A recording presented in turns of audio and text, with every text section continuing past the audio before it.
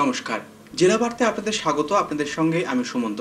বিস্তারিত খবরে যাওয়ার আগে প্রথমেই দেখে নেব জেলা বার্তার বিশেষ কিছু অংশ এক নজরে। মোহাম্মদবাজার ও সাঁইথিয়ায় নির্বাচনী জনসভায় হাজির মন্ত্রী মদন মিত্র। দুবরাজপুরে নির্বাচনী সভায় উন্নয়নের খতিয়ান দিলেন তৃণমূল জেলা সভাপতি। বীরভূম কেন্দ্রের বিভিন্ন এলাকায় নির্বাচনী প্রচার করলেন বিজেপি প্রার্থী জয় ব্যানার্জি। সদাইপুর এলাকায় কীটনাশক ছড়ানো আখ খেয়ে মৃত্যু একাধিক গবাদি পশুর। রক্ষাকালী পুজো অনুষ্ঠিত হল শিউরি তীরপাড়ার সোনাইতলায়। রামনবমী পুজো ঘিরে ভক্তের ভিড় শহরের হনুমান মন্দিরগুলিতে। সাহিত্য সম্রাট বঙ্কিমচন্দ্র চট্টোপাধ্যায়ের প্রয়াণ দিবসে ভয় টিভি শ্রদ্ধাঞ্জলি।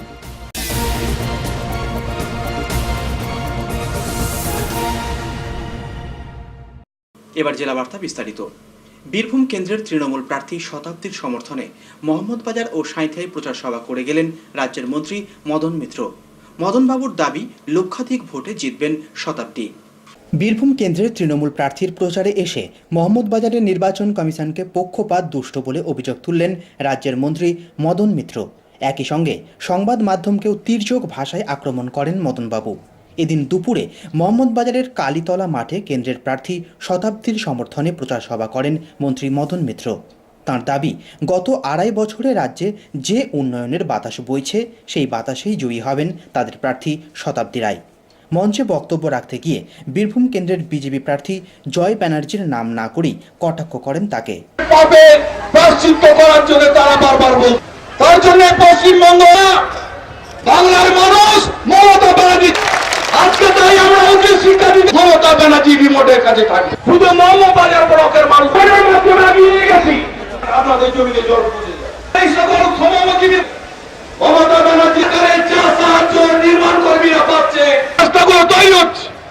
রাজ্যে মমতা ব্যানার্জি বছর বিশ্ববিদ্যালয় কোথায় কুচবিহারে পঞ্চায়েত বিশ্ববিদ্যালয়, কলকাতায় চালু করেন টেকনো বিশ্ববিদ্যালয়, টেকনো ইউনিভার্সিটি, সেই টেকনো ইউনিভার্সিটি চালু হলো।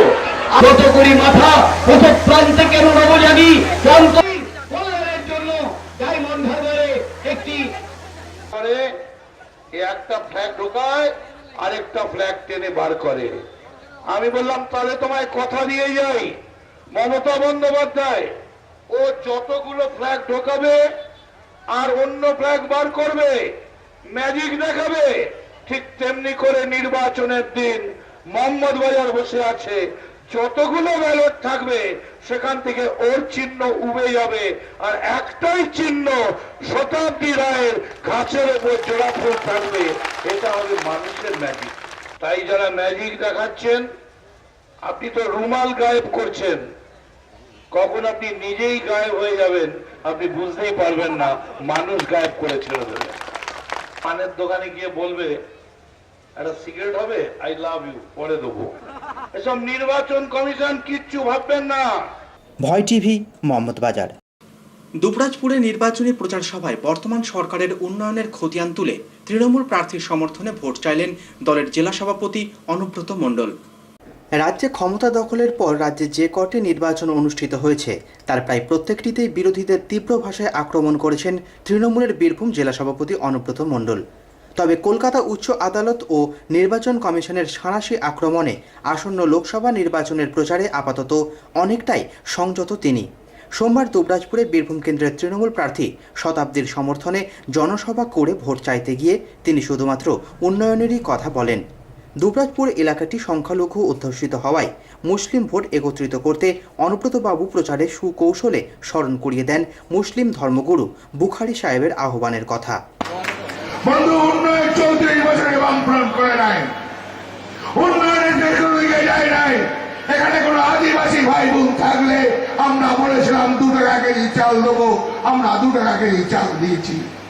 মৎস্য ডিপার্টমেন্ট থেকে 650 বাড়ি দিয়েছি, আর সব মিলে 1500 বাড়ি দিয়েছি। কোনো কাঁচা বাড়ি থাকবে না এই দুর্গাপুর। 30 তারিখে ভোট, শতাব্দী রায় জোড়া ফুল চিহ্ন মামাটির মানুষের মুখ্যমন্ত্রী মমতা ব্যানার্জির উন্নয়নের সাথী হতে আমরা শতাব্দীকে ব্যাপক ভোটে জয়লাভ করুন। দিল্লির বুখারী সাহেব দিল্লি থেকে বললেন যে পশ্চিমবাংলায় ভোট মামাটি মানুষের মুখ্যমন্ত্রী মমতা ব্যানার্জিকে দাও, তৃণমূল কংগ্রেসকে দাও, এখানে মুসলিমের হয়ে কাজ করেছে। ওই লোকসভা 1,20,000 থেকে 1.5 লক্ষ ভোটে জিতব, আজ আমি বলে গেলাম। ভয় টিভি, দুবরাজপুর। নির্বাচনের দিন যত এগিয়ে আসছে ততই বাড়ছে রাজনৈতিক দলগুলির প্রচারের তীব্রতা।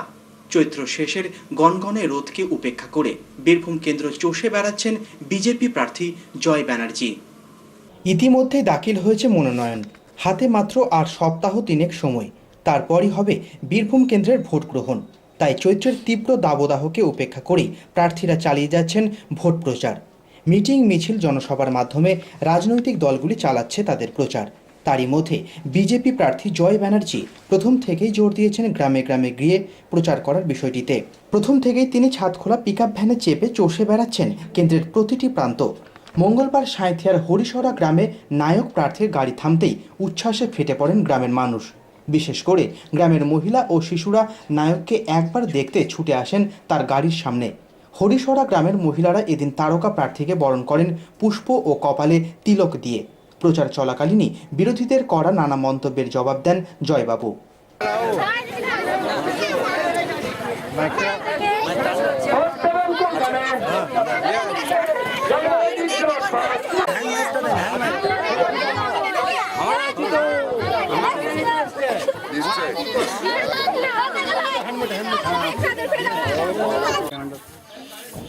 হ্যালো হ্যালো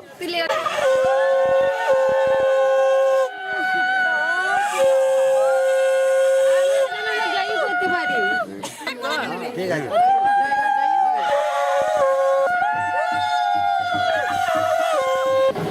দুঃখ আছে যে এর আগের এমপিদের প্রতি, এর আগের এমপিরা এসে মিষ্টি মিষ্টি কথা বলে ভোট নিয়েছে, কিন্তু সত্যি কাজের কিচ্ছু করেনি। তো সেই কারণে কিন্তু আমি তো ভয় পেয়ে গেছিলাম যে সেই আক্ষেপটা আমার ওপর না পড়ে, কিন্তু আমাকে মানুষ এত সুন্দর করে বরণ করে নিচ্ছে আমাকে দেখে। প্লাস আমার যে হীরক জয়ন্তী ছবিটা ছিল, সেই গায়ের একটা রোল, সেই ইমেজটা আমার খুবই কাজ করছে। ভয় টিভি, সাঁইথিয়া। সদাইপুর থানার পারুলিয়া অঞ্চলে কীটনাশক ছড়ানো আখ খেয়ে মৃত্যু হল একাধিক গবাদি পশুর। মৃত পশুর মালিকদের অভিযোগ, আগাম কিছু না জানিয়ে জমিতে বিষ দেওয়াতেই ঘটেছে এমন বিপত্তি। এজন্য ক্ষতিপূরণেরও দাবি জানান তারা। সোমবার দুপুরে সদাইপুর থানার পারুলিয়া অঞ্চলের কাষ্ঠগড়া গ্রামে অস্বাভাবিক মৃত্যু হয় 2টি গরুর। অসুস্থ হয় আরও কয়েকটি গবাদি পশু। ঘটনার জেরে চাঞ্চল্য ছড়ায় এলাকায়। মৃত গরু মালিকদের অভিযোগ, গ্রামের পাশের জমিতে যে আখ চাষ করা হয়েছে কোনো কিছু না জানিয়ে তাতে দেওয়া হয়েছে কীটনাশক এবং সেই আখে মুখ দিয়েই মৃত্যু হয়েছে গরুগুলির।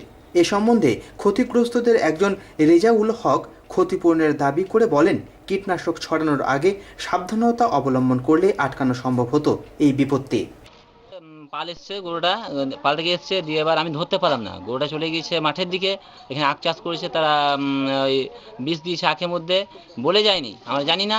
ইতিমধ্যে গিয়ে কিন্তু গরুটা আখ খেয়েছে বিষ মাখানো, দিয়ে তারপরে গরুটা বাড়িতে আসার পর কিন্তু টনচিট করতে শুরু করে। তারপর জানা গেল যে আখ খেয়েছে বিষ মাখানো। তারপরে গরুটা কোনো রকম এখন ইঞ্জেকশন করে ডাক্তার এসে সুস্থ মোটামুটি আছে। মানে এর আগে যে 2টো গরু খেয়েছে তারা কিন্তু ডেট করেছে, আর এই গরুটা এখন অসুস্থ আছে, এখন ডাক্তারি করাতে হবে। ভয় টিভি, সদাইপুর।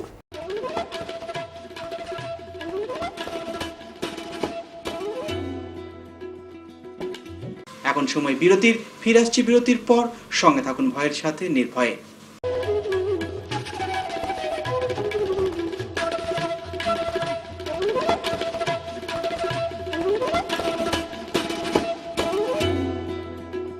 সব জ্যোতিষী বারবার, শ্রী দেবাচার্য একবার। সোমবার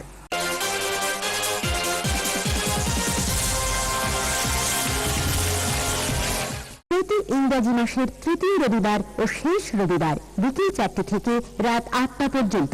বুকিং 9434317391 ও 9163667741। এছাড়া বসেন মালদা, বহরমপুর, কৃষ্ণনগর, শান্তিপুর, বনগাঁ, শিলিগুড়ি, হলদিয়া ও কলকাতা বই বাজার।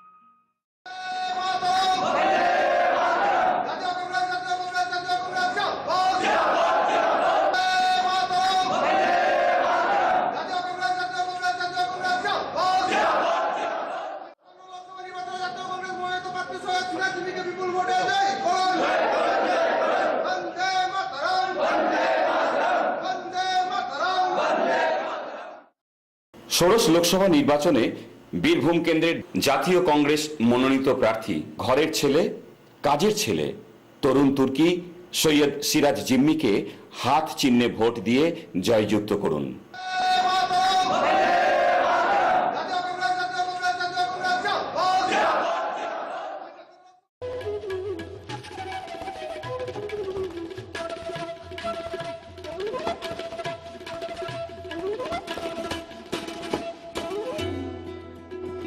ফিরে এলাম বিরতির পর। শিউড়ি থানার তিলপাড়া অঞ্চলের সোনাইতলায় ধুমধামের সঙ্গে অনুষ্ঠিত হলো মা রক্ষাকালী পুজো। শিউড়ি থানার তিলপাড়া অঞ্চলের সোনাইতলায় ধুমধামের সঙ্গে অনুষ্ঠিত হলো মা রক্ষাকালী পুজো। মঙ্গলবার দুপুরে বিশাল হোমযজ্ঞ সহকারে আয়োজিত হয় এই পূজানুষ্ঠান। পুজো ঘিরে তিলপাড়া সহ পার্শ্ববর্তী বিভিন্ন এলাকার বহু মানুষ ভিড় জমান এদিন। চৈত্রের তীব্র রোদ উপেক্ষা করে সাধারণ মানুষ সুশৃঙ্খলভাবে পুজো দেন সোনাইতলার এই মন্দিরটিতে। পুজো উপলক্ষে একটি ছোটখাটো গ্রামীণ মেলাও বসে অঞ্চলে। স্থানীয় মানুষদের মধ্যে সকাল থেকেই পুজো ঘিরে ছিল উৎসবের আনন্দ।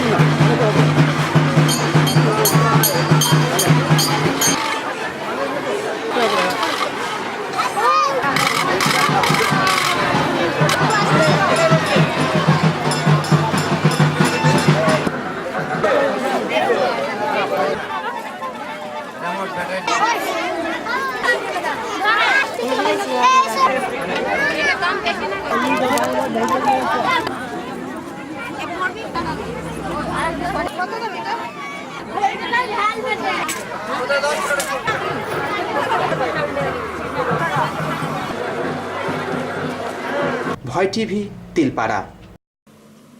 মঙ্গলবার সিউড়ি শহরে বিভিন্ন হনুমান মন্দিরগুলিতে সাড়ম্বরে আয়োজিত হলো রামনবমী পুজো। মঙ্গলবার সিউড়ি শহরে বিভিন্ন হনুমান মন্দিরে সাড়ম্বরে আয়োজিত হলো রামনবমী পুজো। সিউড়ি চৈতালি মোড় সংলগ্ন হনুমানজির মন্দিরে সকাল থেকেই ছিল পুজোর প্রস্তুতি। রীতিমতো আড়ম্বরের সঙ্গে পূজার্চনা হোমযজ্ঞ অনুষ্ঠিত হয় মন্দিরে। পুরুষ মহিলা নির্বিশেষে সকলেই একযোগে ব্রতী হন হনুমানজির পুজোয়। পুজো শেষে ভক্তদের মধ্যে বিতরণ করা হয় প্রসাদও।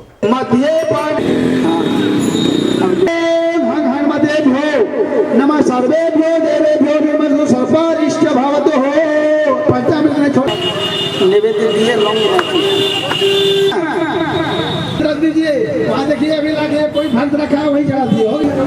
दक्षिणा द्रव्य सहित समर्पयामि भगवान से हो हंग हनुमते भ्यो नमः। बातात्मजन्मोक्षम श्री रामदूतम रामचंद्राय मानसे रघुनाथाय नाथाय सीताय पतये नमः। रामचंद्र भ्यो चरण प्रसादे प्रेम से बोलिए वीर बजरंग बली।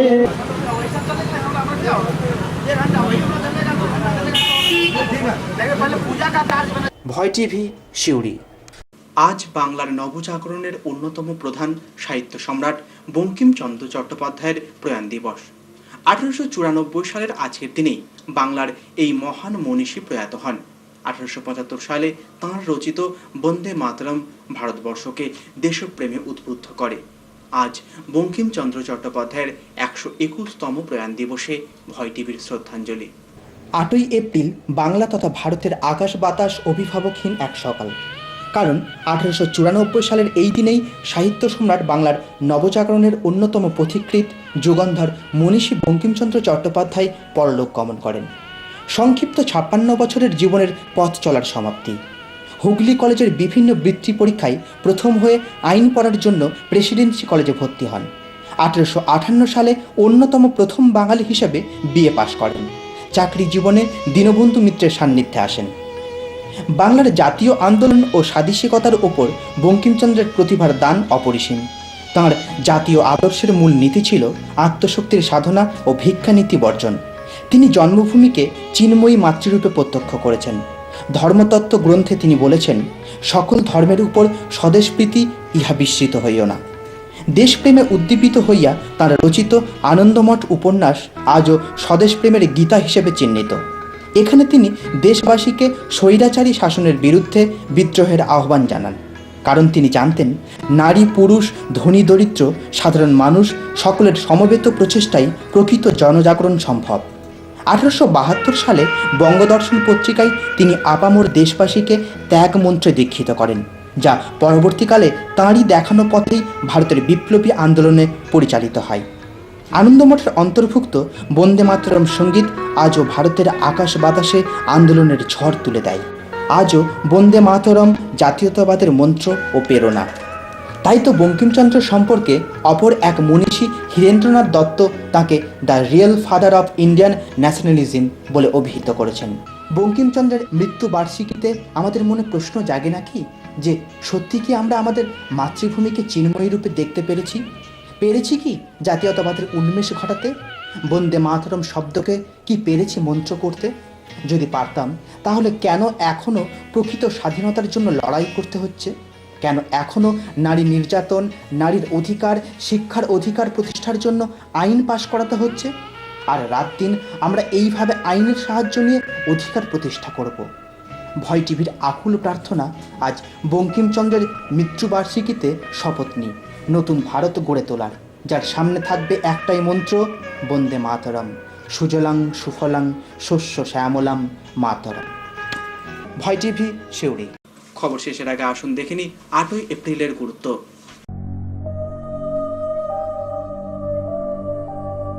8ই এপ্রিল 1857 খ্রিস্টাব্দের 8ই এপ্রিল মহাবিদ্রোহের প্রথম শহীদ মঙ্গল পাণ্ডের ফাঁসি হয়। 1894 খ্রিস্টাব্দের 8ই এপ্রিল বঙ্কিমচন্দ্র চট্টোপাধ্যায়ের মৃত্যু হয়। দিল্লিতে কেন্দ্রীয় ব্যবস্থাপক সভায় বিপ্লবী ভগৎ সিং ও বটুকেশ্বর দত্ত বোমা ছুড়ে গ্রেপ্তার হন 1929 খ্রিস্টাব্দের 8ই এপ্রিল। 1936 সালের আজকের দিনে ভিয়েনা থেকে সুভাষচন্দ্র ভারতবর্ষে ফিরে আসার পরই বোম্বাইতে গ্রেপ্তার হন। 1942 সালের আজকের দিনেই ক্রিপস নীতিগতভাবে জনসন ফর্মুলা মেনে নিয়ে বড়লাটের সঙ্গে আলোচনায় বসলেও বড়লাট এই ফর্মুলা বাতিল করে দেন ও তাঁর কার্যনির্বাহক পরিষদের প্রতিরক্ষা সদস্যের হাতে কোনো ক্ষমতা তুলে দিতে অস্বীকার করেন। 1944 সালের 8ই এপ্রিল আজাদ হিন্দ ফৌজ ভারতের কোহিমা দুর্গ ও ডিমাপুর কোহিমা রোডে একটি ক্যান্টনমেন্ট দখল করে। ভারত ও পাকিস্তানের মধ্যে লিয়াকত নেহরু চুক্তি সম্পাদিত হয় 1950 খ্রিস্টাব্দের 8ই এপ্রিল।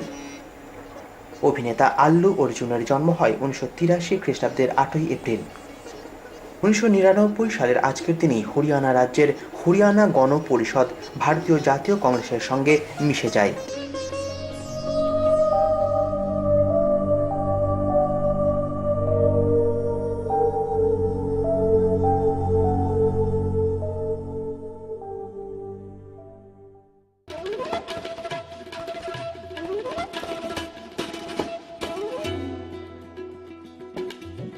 জেলা বার্তা শেষ করার আগে দেখে নেব জেলা বার্তার বিশেষ কিছু অংশ আর একবার। মোহাম্মদবাজার ও সাঁইথিয়ায় নির্বাচনী জনসভায় হাজির মন্ত্রী মদন মিত্র।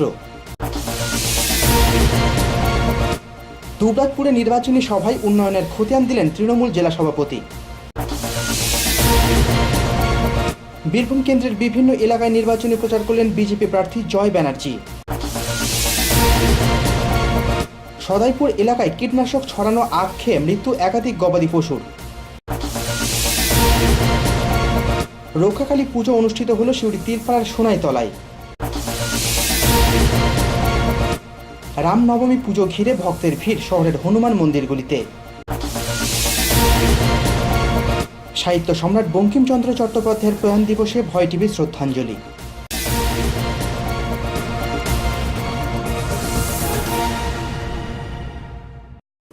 আজকের জেলা বার্তা এ পর্যন্তই। নমস্কার।